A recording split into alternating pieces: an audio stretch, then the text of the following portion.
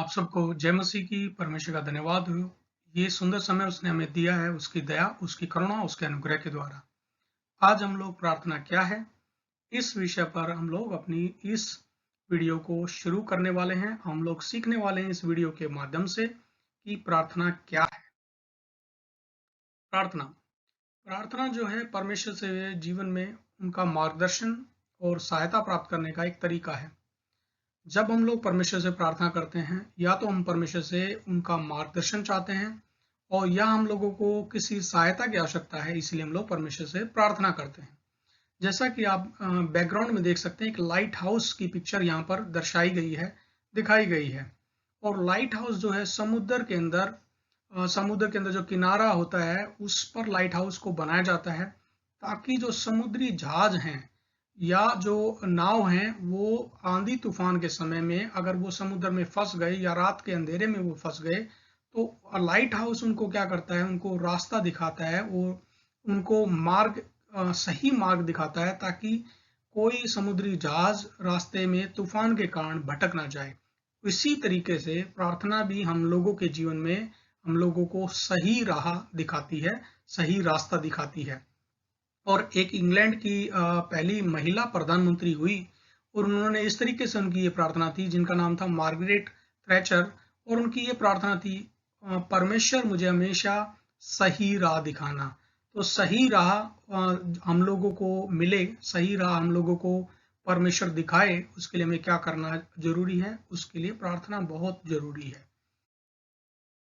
Bible में प्रार्थना का महत्व हम पुराने नियम में देखते हैं।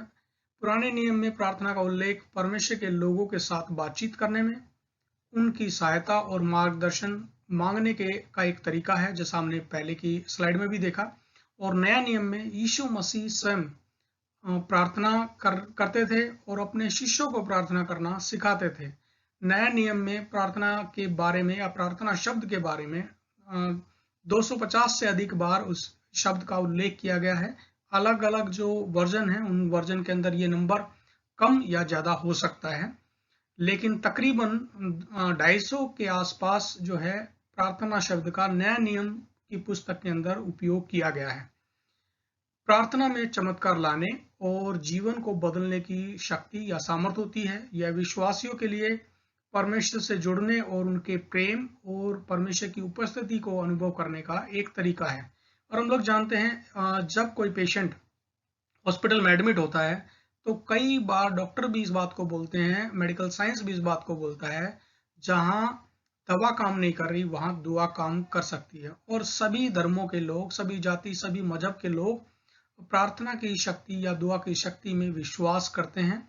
इसलिए कोई अगर गंभीर बीमारी से कोई पीड़ित है, तो डॉक्टर भी हमेशा बोलते हैं, दोनों इस व्यक्ति को चाहिए, हम लोग दवा कर रहे हैं और आप लोग क्या करें, इसके लिए ईश्वर से प्रार्थना या दुआ करें। तो दोनों मिलकर जो प्रार्थना है वो बहुत ही सामर्थी होती है।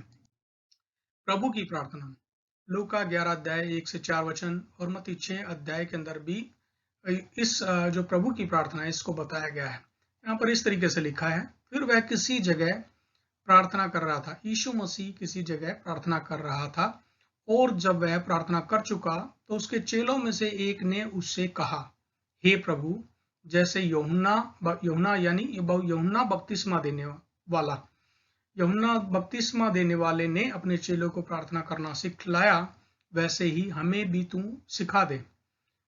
यीशु ने उनसे कहा, जब तुम प्रार्थना करो तो कहो, हे पिता, तेरा नाम पवित्र माना जाए, तेरा राज्य आए, हमारी दिन भर की रोटी हर दिन हमें दिया कर, और हमारे पापों को क्षमा कर, क्योंकि हम भी अपने हर एक अपराधी को क्षमा करते हैं, और हमें परीक्षा में ना ला।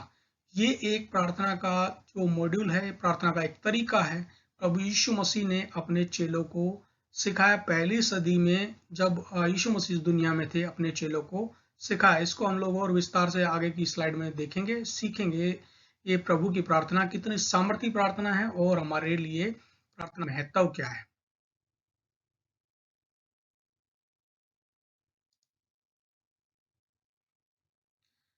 लूका 11 अध्याय जैसा अभी हमने पढ़ा 1 से 4, वहां पर चेले ने आकर कहा, उन चेलों ने कहा, परमेश्वर मुझे प्रार्थना करना सिखाए, या lord teach us how to pray. आज हम लोगों की प्रार्थना भी क्या होनी चाहिए? हम लोग परमेश्वर की उपस्थिति में बैठे और परमेश्वर के पवित्र आत्मा को बोले, यीशु मसीह मेरी सहायता कर, मुझे प्रार्थना करना सिखा। और पवित्र आत्मा जो कि सहायक हमारा है, वो हमें क्या करेगा? वो प्रार्थना करने में हम लोगों को अगुवाई करेगा और प्रार्थना करना हमें सिखा देगा। प्रार्थना के दो मुख्य भाग हैं, इसके दो मुख्य हिस्से हैं। पहला जो है, परमेश्वर को आपकी बात बोलना। आपके मन में क्या है? आपके मन में कोई दुख है, कोई तकलीफ है, कोई बोझ है, किसी बात को लेकर आप चिंतित हैं, कोई बात आपको परेशान कर रही है, तो अपनी बात को क्या करना है? आप परमेश्वर को बिना हिचकिचाहट के, बिना संकोच के, वो विश्वास योग्य है, वो आपकी प्रार्थना को सुनता है, और न सिर्फ सुनता है और उनका उत्तर भी देने वाला वो परमेश्वर है, क्योंकि वो कोई मनुष्य नहीं, वो एक जीवित परमेश्वर है, जो सर्वशक्तिमान परमेश्वर है। उसने, जिसने कान बनाए हैं वो सुनता है, जिसने हृदय बनाया वो आपके हृदय की बातों को, आपके दुख दर्द को समझता है, जिसने मुंह बनाया है वो बोलता भी है। दूसरा जो हिस्सा है वो है दूसरा, परमेश्वर की बात को सुनना। अब आप अपने दिल की बात, अपने मन की बात तो आपने परमेश्वर को प्रार्थना के माध्यम से कह दी। अब आपको क्या करना है? उसकी बात सुनना है, परमेश्वर की बात को सुनना है, क्योंकि परमेश्वर आपकी प्रार्थना का उत्तर देना चाहता है। और उसके लिए हमें क्या करना है? उसके लिए हमें परमेश्वर का वचन, जब हम परमेश्वर का वचन पढ़ते हैं या सुनते हैं तो हम क्या करते हैं? हम परमेश्वर की आवाज को सुनते हैं, या जो आपने प्रार्थना की उसके उत्तर को हम लोग परमेश्वर के वचन के द्वारा सुन या समझ सकते हैं। प्रार्थना कैसे काम करती है? प्रार्थना, आपको बैकग्राउंड में एक रेडियो या ट्रांजिस्टर दिखाई दे रहा है, और ये पुराने समय की याद को आपको ताजा कर देगा। और प्रार्थना कैसे काम करती है, इसको समझने के लिए इस बैकग्राउंड में मैंने इस रेडियो की पिक्चर को लगाया है। जिस प्रकार रेडियो की तरंगों को तरंगे काम करती हैं, जैसे रेडियो की तरंगों को हम लोग नहीं देख सकते, लेकिन एयर के अंदर, वातावरण के अंदर, हवा के अंदर वो तरंगे पहले से हैं। तो वैसे ही प्रार्थना भी वैसे ही काम करती है। लेकिन हम लोगों को क्या करना है? ये रेडियो आपको याद होगा, तो हमें क्या करना था? ये ट्यूनर होता था, इस ट्यूनर से हम लोग क्या करते थे? जो ये फ्रीक्वेंसी है, इस फ्रीक्वेंसी को जब सेट करते थे तो क्या करता था ये, जो वहां पर जो हवा के अंदर जो सिग्नल है, उस सिग्नल को वो कनेक्ट करता था, और कनेक्ट करने के द्वारा जो भी हम लोग रेडियो के माध्यम से सुनना चाहते थे वो हम लोग स्पष्ट तरीके से सुन पाते थे। प्रार्थना भी हमारे जीवन में ऐसा ही काम करती है। प्रार्थना क्या करती है? परमेश्वर तो वहां पहले से है, परमेश्वर तो हर जगह पर उपस्थित है, लेकिन प्रार्थना हम लोगों को उसके साथ ट्यून होने में, उसके साथ कनेक्ट करने में हम लोगों की सहायता और मदद करती है। प्रार्थना क्यों करना है? प्रार्थना एक व्यक्ति को, या विश्वासी व्यक्ति को, एक मसीह व्यक्ति को क्यों करना है? क्योंकि यिर्मयाह 33:3 के अंदर, इस यिर्मयाह 33:3 में मैंने बैकग्राउंड में एक फोन को लगाया है, और इसको आसानी से समझने के लिए यिर्मयाह 33:3 को फोन कॉल टू जीसस भी कहा जाता है। जब भी आपको कोई दिक्कत होती है तो हम क्या करते हैं? हम अपने करीबी को फोन मिलाते हैं, उसको बताते हैं हमारी ये प्रॉब्लम है। उसी रीति से जब भी आपको कोई भी दिक्कत है, आपके आत्मिक जीवन में, आपके पारिवारिक जीवन में, आप अपने जीवन में कुछ भी दिक्कत का सामना कर रहे हैं, तो आपको क्या करना है? परमेश्वर से प्रार्थना करनी है, क्योंकि यहाँ पर लिखा है, मुझसे प्रार्थना कर और मैं तेरी सुनकर तुझे बड़ी बड़ी और कठिन बातें बताऊंगा जिन्हें तू अभी नहीं समझता। परमेश्वर आपको जो मुश्किल बातें हैं उनको सिखाना चाहता है, समझाना चाहता है, और वह उसके पवित्र आत्मा के द्वारा आपको सिखा देगा, समझा देगा। आपको बस क्या करना है? परमेश्वर के साथ कनेक्ट होना है, उसके साथ जुड़ना है, उसके साथ संबंध स्थापित करना है। और वो संबंध कैसे स्थापित करेंगे? प्रार्थना के माध्यम से। प्रार्थना क्या करती है? आपको परमेश्वर के साथ जोड़ देती है। मत्ती 6:9 से 15 जो हमने प्रभु की प्रार्थना को देखा था, उसी को हम लोग मत्ती के सुसमाचार में जो यहाँ पर दिखाया गया, बताया गया, उसको हम लोग समझने का कोशिश करेंगे, पर पवित्र आत्मा हम लोगों की सहायता मदद करे।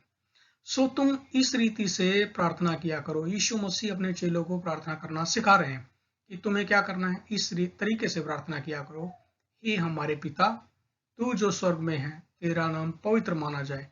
तो हमें याद रखना है हमेशा, हमारा पिता कहाँ है? स्वर्ग में है, क्योंकि बाइबल बताती है कि स्वर्ग उसका सिंहासन है और पृथ्वी उसके पांव की चौकी है। और यशायाह की पुस्तक उसका 6 अध्याय के अंदर लिखा है, सेनाओं का यहोवा पवित्र पवित्र पवित्र परमेश्वर है। तो उसका नाम कैसा माना जाए? उसका नाम पवित्र माना जाए, क्योंकि वो पवित्र परमेश्वर है। 10 वचन के अंदर लिखा, तेरा राज्य आए। तेरा राज्य, परमेश्वर के राज्य में क्या है? यीशु मसीह ने बहुत बार नया नियम के अंदर, जब यीशु मसीह ने सुसमाचारों के अंदर परमेश्वर के राज्य के बारे में बात की, परमेश्वर के राज्य के बारे में बताया। परमेश्वर के राज्य में क्या है? वहां कोई दुख नहीं है, वहां कोई तकलीफ नहीं है, वहां कोई बीमारी नहीं है, वहां कोई मृत्यु नहीं है। वहां क्या है? आनंद की भरपूरी है। वहां क्या है? बहुतायत का जीवन है। वहां क्या है? वहां आशीष है। वहां क्या है? वहां चंगाई है। वहां क्या है? छुटकारा है। वहां हर चीज, वहां कोई आंसू नहीं है, कोई दुख तकलीफ नहीं है। तो पर हमें क्या करना है? परमेश्वर से प्रार्थना करना है, तेरा राज्य आए। जैसा परमेश्वर का राज्य स्वर्ग में है, वैसा ही राज्य उसका पृथ्वी पर आए। तेरी इच्छा जैसे स्वर्ग में पूरी होती है, वैसे ही पृथ्वी पर भी हो। और यीशु मसीह, हम लोग देखते हैं गतसमनी के बगीचे में यीशु मसीह ने प्रार्थना की, जब उसको उनको क्रूस पर चढ़ना था, तब यीशु मसीह ने इस प्रार्थना को किया, परमेश्वर मेरी नहीं तेरी इच्छा पूरी हो। हमारे जीवन में भी कई बार हम लोग जब दुख का, तकलीफ का सामना करते हैं, तो हमें क्या करना है? हमें प्रार्थना करनी है, परमेश्वर मेरी नहीं लेकिन तेरी इच्छा पूरी हो। यहाँ पर यहाँ पर बताया गया प्रभु की प्रार्थना में, तेरी इच्छा जैसे स्वर्ग में पूरी होती है, वैसे ही पृथ्वी पर भी हो। हमारे दिन भर की रोटी आज हमें दे। और परमेश्वर आपको दिन भर की रोटी, यानी हमारी जो हर रोज की आवश्यकताएं हैं, उन आवश्यकताओं को देना चाहता है, और वो हमारी रोज की आवश्यकताओं को देता भी है। तो दिन भर की रोटी, जैसा हम लोगों को यीशु मसीह ने बताया सुसमाचार के अंदर, पुराने नियम के बारे में यीशु मसीह ने बोला कि तुम्हारे पूर्वजों ने तो क्या किया, इजराइलियों ने क्या किया, जंगल में मन्ना को खाया और वो मर गए, लेकिन यीशु मसीह ने कहा जीवन की रोटी मैं हूं। तो हमें क्या करना है? यीशु मसीह कौन है? जीवन की रोटी है। और जब हम लोग परमेश्वर का वचन पढ़ते हैं, तो वो क्या है? वो हमारे लिए जीवन की रोटी है। तो आप बाइबल को पढ़ना बिल्कुल भी ना भूलें। हर रोज जैसा हम लोग भोजन करते हैं, वैसे ही परमेश्वर के वचन को जरूर से पढ़ें, क्योंकि वो हमारे लिए क्या है? जीवन की रोटी है। दिन भर की रोटी आज हमें दे। और जिस प्रकार हमने अपने अपराधियों को क्षमा किया है, पहले यहां पर लिखा है, हमने अपने अपराधियों को क्षमा किया है, वैसे ही तू भी हमारे अपराधों को क्षमा कर। तो हमें क्या करना है? हमेशा याद रखना है, यीशु मसीह ने एक दृष्टांत दिया, और यीशु मसीह ने कहा, अगर तू परमेश्वर के वेदी के पास जाए और तुझे स्मरण आए कि तेरे भाई के विरोध में तेरे मन में कुछ है, तो पहले क्या कर? अपनी भेंट को वहीं पर छोड़ दे और पहले अपने भाई से मेल मिलाप कर ले। कई बार हमारे दिन भर के जो जीवन है, उसमें हम लोग हमारे परिवार के लोगों के साथ, हमारे रिश्तेदारों के साथ, हमारे अड़ोसी पड़ोसी के साथ कई बार हमारे लड़ाई झगड़ा हो जाता है, मन मुटाव आ जाता है। तो हमें क्या करना है? क्षमा करना है। क्यों क्षमा करना है? क्योंकि यीशु मसीह ने हमें क्षमा किया है। और हमें क्या करना है? पहले क्षमा मांगनी है, उसके बाद यीशु मसीह क्या करेगा? यहाँ पर लिखा है, जिस प्रकार हमने अपने अपराधियों को क्षमा किया है, पहले हमें क्षमा करना है, वैसे ही तू भी हमारे अपराधों को क्षमा कर। अगर हम क्षमा नहीं करेंगे, तो परमेश्वर भी हमें क्षमा नहीं करेगा। और हमें परीक्षा में ना ला, हमें प्रार्थना करनी है, परमेश्वर हमें परीक्षा में ना ला, परंतु बुराई से बचा, क्योंकि राज्य और पराक्रम और महिमा सदा तेरे ही हैं। आमीन। इसलिए यदि तुम मनुष्य के अपराध क्षमा करोगे, तो तुम्हारा स्वर्गीय पिता भी तुम्हें क्षमा करेगा, और यदि तुम मनुष्य के अपराध क्षमा न करोगे, तो तुम्हारा स्वर्गीय पिता भी तुम्हारे अपराध क्षमा न करेगा। यहाँ ये बात को 2 बार बताया गया है, अपराधों को क्षमा करना इसलिए जरूरी है। अगर आप अपने लोगों के, या अपने जो आसपास के लोग हैं, अगर उन्होंने कोई भी अपराध कर दिया, उनको क्षमा नहीं करोगे, तो ये क्या करेगा? आपकी प्रार्थना को स्वर्ग में जाने से रोक देगा। ये एक क्षमा न करना क्या है? एक बाधा बन जाएगा, आपकी प्रार्थना परमेश्वर के पास नहीं जाएगी। तो हमें क्या करना है? क्षमा करना है, क्योंकि यीशु मसीह ने हमें क्षमा करना सिखाया है। भजन संहिता 67 उसका 1 में लिखा है, परमेश्वर हम पर अनुग्रह करे और हमको आशीष दे, वह हम पर अपने मुख का प्रकाश चमकाए। परमेश्वर इन वचनों के साथ आपको आशीष दे। हम लोग अगले वीडियो में और जानेंगे प्रार्थना के बारे में। तब तक आप प्रार्थना में लगे रहें, परमेश्वर के वचन को अपने जीवन में पहला स्थान दे। परमेश्वर आपको, आपके परिवार को बहुतायत से आशीष दे। आमीन।